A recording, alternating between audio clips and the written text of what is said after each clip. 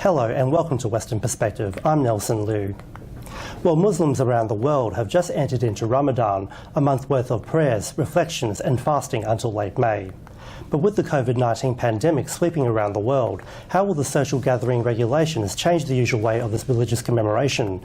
In a feature interview this week, I spoke with Australian Arabic Association President Salim Youssef about the concerns of the Muslim community in Perth and WA.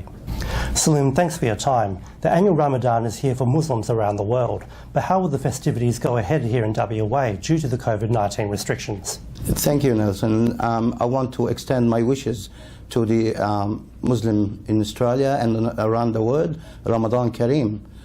And the Ramadan is the 9th month of the Islamic calendar, and it's holy month for the Muslims.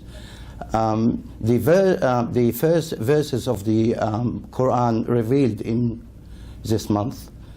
So this year, the Ramadan is going to be as usual.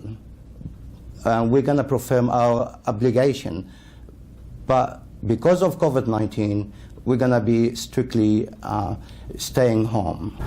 Have you talked to any of your members, and how will they observe Ramadan during this difficult time? Yeah, I spoke to community members. They're concerned about this hard time in Ramadan at the COVID-19 issue. And they really, I mean, we've got the technology opportunity. They can watch video live streaming, and they can make most of it. And they can actually pray at home with family members and do a lot of worships at home.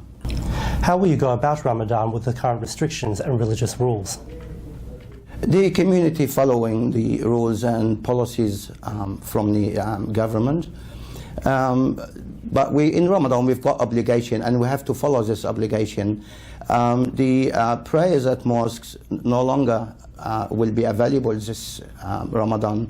So it's a prayer at home with family members, and read more of your book, Quran, and take most of it in the coming month.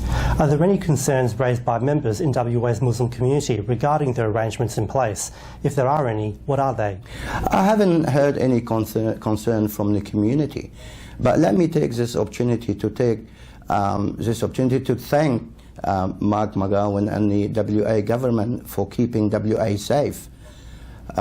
This year in Ramadan, as the president of the Australian Arab Association, we do every year iftar dinner, community iftar dinner, and this year has been cancelled due to COVID-19. And in a hope next Ramadan will be everything back on track. And finally, the nature of Ramadan hasn't changed for many years. What's your message to the general community and young people this year who may not understand it? The message: stay home, keep safe, perform your religious duty at home, and for the young people, strength and focus. And already we've got in place a couple of programs through the Australian Arab Association, feeding the need in month of Ramadan in WA. Also, we do some programs. Of course, we bear in mind the social distancing. And also, the youth can do more and more through the technology, online, video streaming, and they can always be connected. Salim, thanks for joining us this week. Thank you, Nelson. And that's all for this week. Thanks for watching. We'll be back at the same time next week, but for now, it's back to you, Ivan and Sarah. Thank you, Nelson. This week's main news again. The Department of Education has told public school staffers that social distancing is not necessary in classrooms one day before the Prime Minister made the announcement. During the same week, the Teachers' Union called for parents to keep their kids home to make social distancing safer. And that's our weekly news and current affairs. We have the latest news on our website and social media pages. Until 5:30 next Sunday, look after yourselves, stay at home and have a pleasant evening. Take care.